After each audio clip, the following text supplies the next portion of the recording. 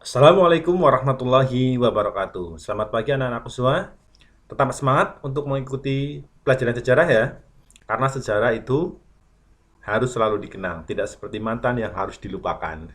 Oke, untuk pelajaran sejarah hari ini kita akan membahas tentang kerajaan-kerajaan maritim Islam di Indonesia. Namun, fokus untuk video ini Pak Awal akan membahas tentang proses masuknya Islam ke Indonesia. Perlu anak-anak ketahui bahwa Indonesia adalah negara dengan jumlah penduduk Islam terbesar di dunia. Ya.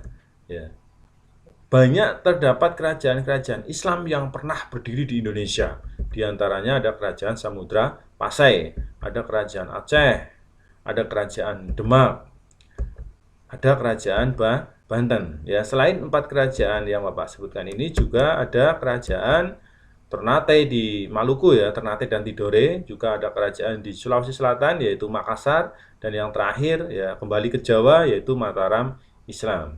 Nah, sekarang pertanyaannya adalah bagaimana proses masuknya Islam ke Indonesia ya.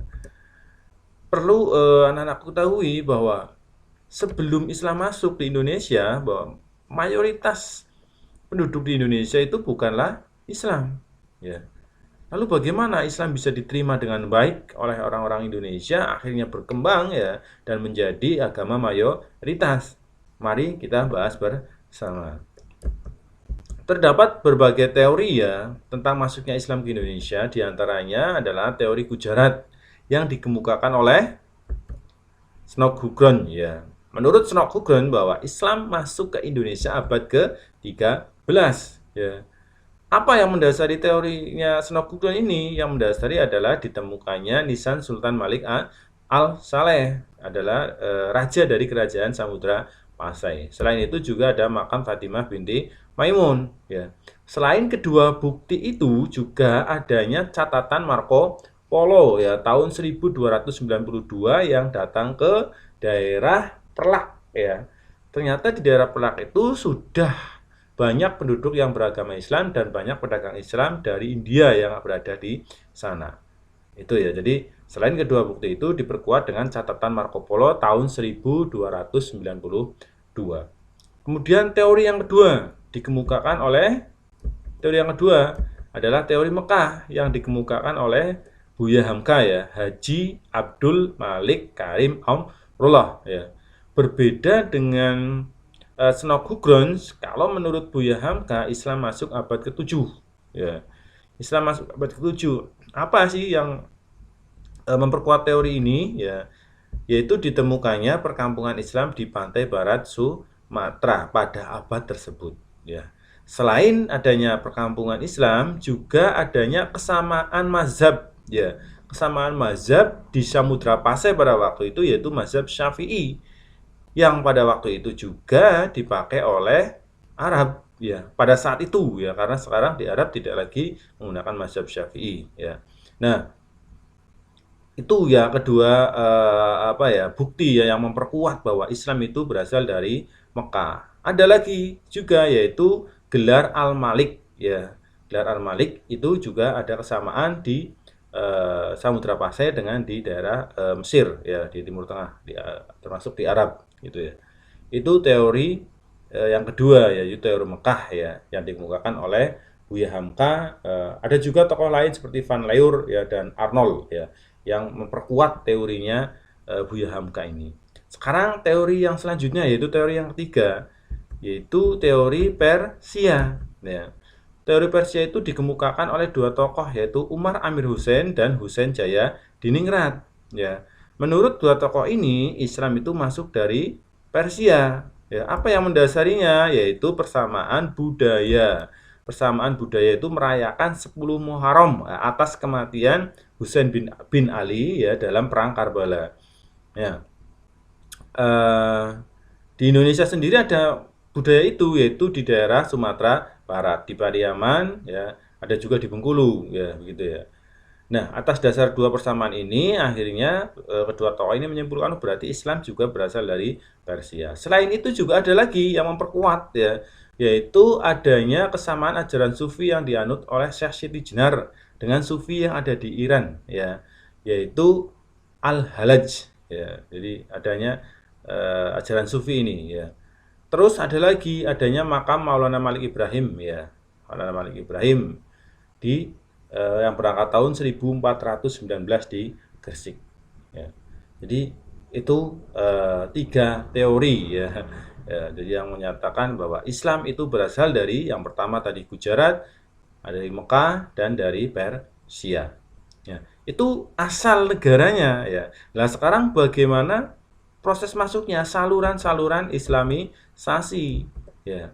Saluran islamisasi. Yang pertama adalah jalur melalui saluran perdagangan, ya. Ini teori yang paling umum bahwa para pedagang zaman dahulu sambil berdagang mereka sambil menyebarkan agama. Karena dalam ajaran Islam memang semua orang yang sudah memeluk Islam itu ya berhak punya kewajiban untuk menyebarkan agama ajaran Islam. Sampaikanlah walau hanya satu ayat, ya. Jadi mengerti satu ayat ya sampaikan itu, ya.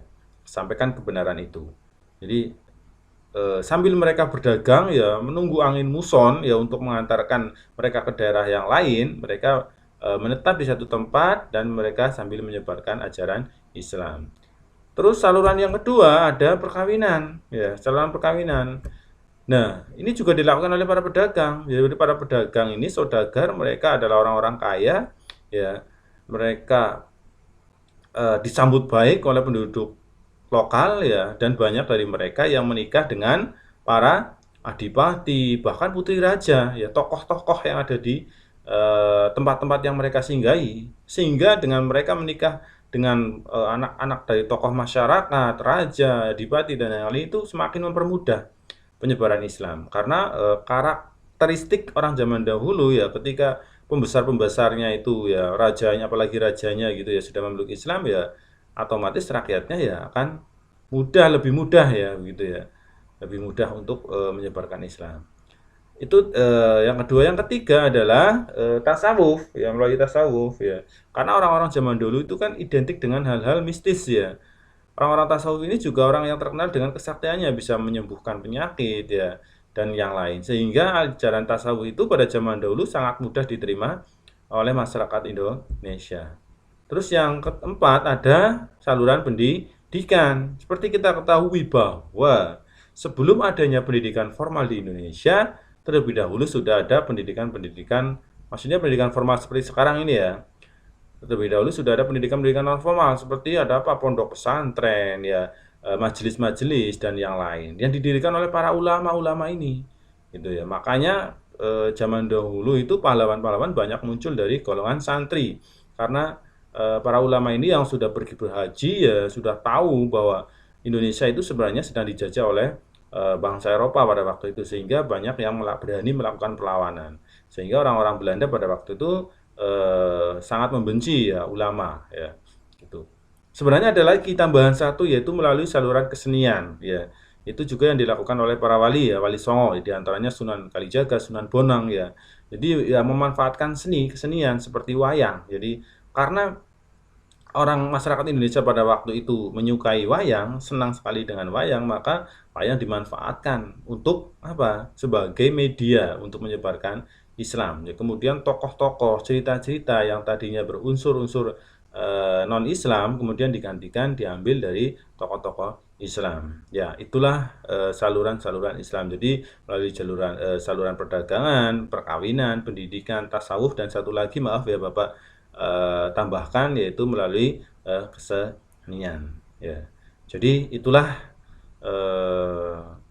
proses masuknya Islam ke Indonesia, ya. Ada 3 teori yang sudah Bapak jelaskan dan ada 5 saluran masuknya Islam ke Indonesia, ya. Silahkan kalian bisa menyimpulkan sendiri, ya, dari berbagai teori itu menurut kalian teori mana yang paling tepat, ya. Nanti jawabannya ya ada dikirim melalui Google Classroom, ya. Jadi seperti biasa ya, jawaban dikirim melalui Google Classroom. Jadi berikan tanggapan Anda tentang berbagai teori itu, kemudian pilih salah satu mana yang menurut kalian itu paling kuat, ya. Sertakan buktinya, gitu ya. Mungkin itu aja untuk pertemuan kali ini. Mudah-mudahan ya yang sedikit ini yang